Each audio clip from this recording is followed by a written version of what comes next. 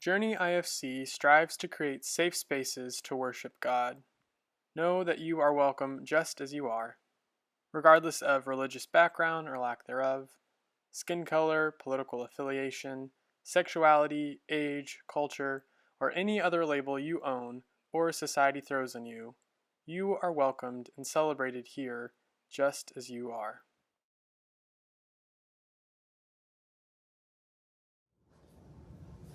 Hello everyone, I'm Paul. Hi. My first time up here. Yeah. And I gave him a long reading.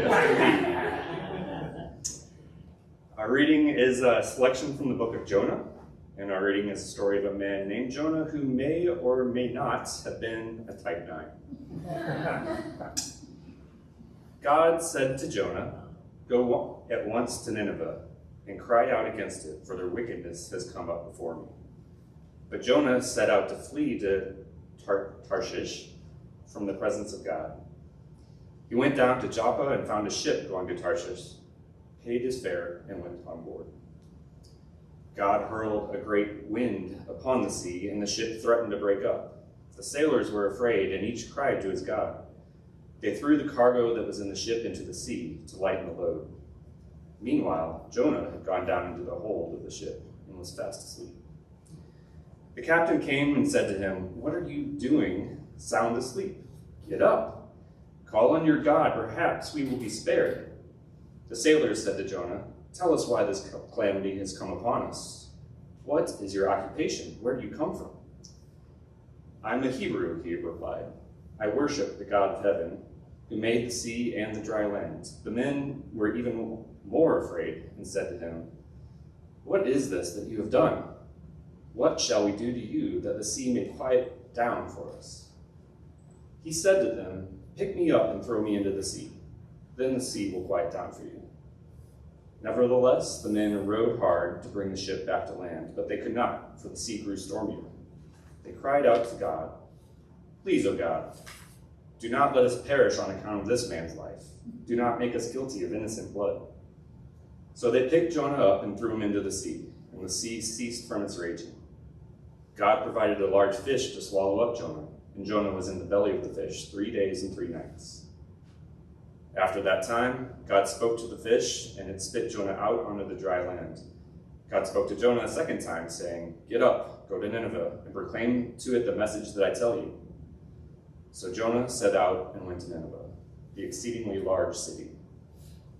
Jonah walked through the city and cried out, 40 days more, and Nineveh shall be overthrown." And the people of Nineveh believed God. They proclaimed a fast, and everyone, great and small, put on sackcloth. When the news reached the king of Nineveh, he rose from his throne, removed his robe, covered himself with sackcloth, and sat in ashes. Then he had a proclamation made in Nineveh. "By the decree of the king and his nobles, no human or animal shall taste anything. All shall be covered with sackcloth, and they shall cry mightily to God. All shall turn from their evil ways and from the violence that is in their hands. Who knows? Maybe God may relent and change his mind." When God saw what they did, how they turned from their evil ways, God changed their mind. Susan said this earlier, but I love that Journey is so go with the flow. Sometimes we're too go with the flow, I think. But I think it is perfect for this community, and I love the laughter and the joy and the fact that we can wear silly hats. And I look forward to being here every Sunday, which is such a blessing. So Matthew chapter 5, verse 9 says, "Blessed are the peacemakers." Margaret just leaned over and said, "Are you going to use that?" And I said, "Guess what?" "Blessed are the peacemakers, for they will be called children of God." Peacemakers, that's the title given to our next Enneagram number, type 9. They're placed at the peak of the Enneagram. And actually, if you want to pull up the next, you can see it there. So you'll see 9's at the top there. Type 9s are in an interesting position there. They're placed between our two previous numbers, both type 8 and type 1. Both types with a lot of energy and passion and drive. But 9s are not like their neighbors in that way. But they kind of are like their neighbors, but also they're like a lot of all their other neighbors, including every other number on there. And the reason nines sit on top is because they are the most likely of any type to adopt and take on the characteristics of the other numbers to keep the peace. And this is why a lot of nines struggle to figure out where they belong on the Enneagram. They can read probably most types and think, I'm like that. Oh, and like that. Oh, and I think I'm that one too. So if you've been thinking, wow, I think I'm every number, maybe you are a type 9. That's what I did at first, and now I actually identify as a type 9, so it worked for me.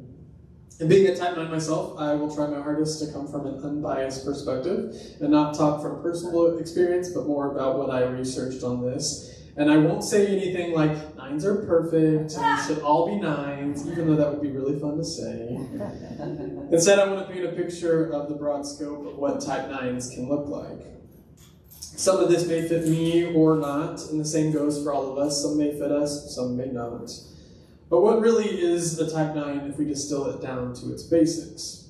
A type 9 likes to keep things as peaceful as possible, whether internally or externally, preferably both. And the basic fear of a type 9 is the fear of loss and separation. The basic desire of a 9 is to maintain their inner stability and peace of mind. However, this inner stability is often dependent on those around the type 9. 9s may feel that it's, if everyone else is okay, then I can be okay, right? If everyone else is okay, then I can finally relax and be okay. And this stems from early back in their childhood. As children, type 9s were often overlooked, often lost somehow in the crowd. They were ignored or rejected for having their own opinions and learned that it was more peaceful to keep quiet. And even if their rage came out, which it doesn't always do, but when it does, it often went unnoticed and was overlooked as well. It's as almost if 9s spend their entire lives trying to give themselves and others the peace that they did not have as children. 9s grew up as peacemakers of their own households, which is a very hard job to do as a child. 9s can struggle to know who they are personally and can tend to merge with the personalities and opinions of those around them. A great quote about 9s is, "The only type the 9 is not like is the 9 itself." So it's a lifelong struggle for 9s to figure out who they are and what they truly want in this world. Because they can merge and morph depending on who they are with, 9s are typically jacks of all trades, but masters of none. They can do a lot of things adequately, but they can lose steam and buffer out before they become these master-level types. 9s have super big hearts and feel deeply for those around them. 9s want all to be at peace, but they often sacrifice their own peace for the peace of others. 9s are highly accepting and accommodating. They are not ones to judge or criticize, and even if they do give critiques, it is well received because they're just so nice when they do it. In this way, 9s are great mediators. And while they can see all sides and find value in all opinions, it can have, a double-edged sword there. It can be good and bad. And while 9s typically avoid conflict at all costs, they can engage in conflict when it's other people who are in conflict, and they can bring their internal sense of peace to serve in this resolution. Because 9s can see every side, though, they often lack a real understanding of their own stance on issues. Some 9s can seem blurry to people or wishy-washy because of their difficulties making strong stances themselves. In fact, 9s can struggle to do anything when the pressure arises. 9s are huge procrastinators. Maybe I'm just talking about myself there, but I am. And they tend to put off important tasks and avoid their responsibilities that seem too hard or that are going to take too much of their energy. 9s fear the disturbed peace that comes from starting a new project. So instead, 9s will opt to rest or numb out. 9s are prone to addictions in this way, where they can escape their world and these responsibilities. And while this escapism can be dangerous, there is some deep value to this 9 trait. 9s help us remember to prioritize rest. They are the best at rest, and they can pretty much always take a good nap. They are ones who love a nap. Whereas 1s believe they must earn rest before they can stop doing everything, 9s see rest as a way to put everything off that they don't want to do just yet. Because of this, the root sin of the 9 is sloth or laziness. if we want to call that a sin. If you want to go back a couple weeks to our sloth week that we talked about, it's all a scam, don't believe it. Let's go to the next slide, Wade. So here, nines, like ones and eights that we talked about the past 2 weeks, are situated in this gut triad. These types are all motivated by their deep internal gut feelings, and they struggle with anger in 3 very different ways. So eights act out in rage in their anger. Ones internalize and usually get self-critical and repress this rage. And nines tend to deny and withdraw completely from rage, running at all costs. Never angry. Right, never angry. Notice the trend in nines denying and withdrawing. These are signs of an unhealthy or immature place for nines. On the next slide, if we can go to that one, Wade, we'll see where nines go in growth and stress. So nines go to a 3 in growth and a 6 in stress. In growth, nines take on the positive attributes of the 3, or the achiever is what they're called, where they can recognize their own essential value like a healthy 3 can. They can work on themselves and put themselves out into the world. They like to be at the front at that point so that others can see what they really have to offer. Here they are more confident in who they are, more sure in who they are, and they can see what they know and they can believe what they believe. However, in times of stress, nines go to the unhealthy aspects of a 6, or also known as the loyalist. This is where they can begin to invest themselves in the ideas or relationships that present some kind of image of security or stability, even if they're not really secure or stable. But this is where they'll try to hide. They can also become pretty anxious and highly self-critical. It's pretty similar to the 1. And when the stress gets high enough, they may begin to frantically take on all the tasks that they've been putting off. That's me on Thursdays every week, I'll be honest. Breaking through this procrastination with some kind of productive frenzy. Long-time suppressed feelings may also come to the surface as they finally act out in the rage that they've been denying for so long. And this can be a shock to both the 9 and the recipient of a 9's anger.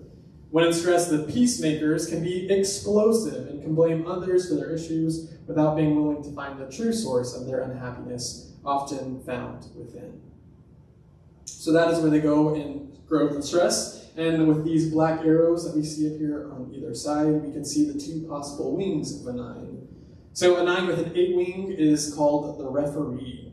This is an interesting mix because the 8s are the challenger, right? And the 9s are the peacemakers. But in this wing, 9s can mix their agreeableness with the strength of an 8. They can take their gentleness, but also the power from an 8 and really make some change. They can overcome their fear of conflict and can become active mediators in this place. 9s with a 1 wing are called the dreamer. And they are the imaginative and creative wing that has a vision for an ideal world like a 1 perfectionist. They can balance their non-judgmental listening with their desire to help others and create a more just world. So overall, at their best, 9s can be generous and open-minded, non-judgmental, highly empathetic. And at their worst, they can become forgetful, unassertive, maybe even passive-aggressive or lazy. But since 9s are so adaptable and can take on the traits of others, they're a sort of shape-shifter, looking like a lot of things. All 9s can look very different from one another. They can be really challenging, where they can be highly anxious. They can be free-spirited or really analytical. They can kind of have it all. And this flexibility aids in their ability to serve one another. 9s add such value to a community because they can see and help people feel seen, heard, and cared for. They understand where you are coming from, and they really do feel what you feel. It's a job of all of us who are around the type 9s to help them remember that they are deserving of the same care and attention they give others. They deserve the peace that they bring to the world. Our biblical character and example for our type 9 is one of my favorite Bible stories, and we've talked about it kind of recently. Maybe it's my favorite because I'm a type 9 and I'm really relating with that right now, but our story today was about a man named Jonah, who may or may not have been a 9, as we said. And we don't know if he was a 9, but he's not here to disagree, so we're just going to go with it. But Jonah's story starts with a call from God to go to this place called Nineveh and to warn the Ninevites of God's impending destruction. Jonah was called upon by God to bring peace, to be a peacemaker, to a highly unpeaceful region. especially for a Hebrew person like Jonah himself. The Ninevites were antagonistic against the Hebrew people, and Nineveh was no safe place for Jonah to go. His life was actually on the line if he were to go there. So Jonah, like a true 9, procrastinates, and in fact, he runs away from all of his responsibilities. He runs away with plans to cross the entire Mediterranean Sea. It's not just a little bit. He's like going to like Spain. It's like how far he's going. He wants to get as far west as he can away from this call from God. Jonah does not want to bring peace to Nineveh because it would disturb his peace and put his life on the line. So instead, Jonah gets on a boat and does a very 9 thing. He takes a nap. Jonah, numbed out and asleep on the ship, is awoken by a violent storm and a crew of terrified sailors who fear whatever God has brought upon this storm. Sailors at this time were highly suspicious and thought that the seas were controlled by various gods, and they didn't understand the weather. And so they asked Jonah, "Where are you from? What's your occupation? Who is your God?" They wanted to know who was responsible for the storm, and it seemed that Jonah was the problem. And Jonah internally knew that he was the problem. He was running away from God. So he did another 9 thing and sacrificed his peace for the peace of others, and told the sailors to throw him into the sea. So the sailors followed orders and threw him overboard, and the storm stopped. But Jonah, miraculously, was swallowed by a large fish, sometimes called a whale. It just says large fish of some sort. And there he remained for 3 days and 3 nights. And all the type 9s are like, that sounds lovely. This honestly was exactly what Jonah craved. Time alone and time to not have to be anyone particular. No responsibilities. And in that fish, Jonah was freed from expectations and freed from having to be this peacekeeper. But he couldn't stay there forever.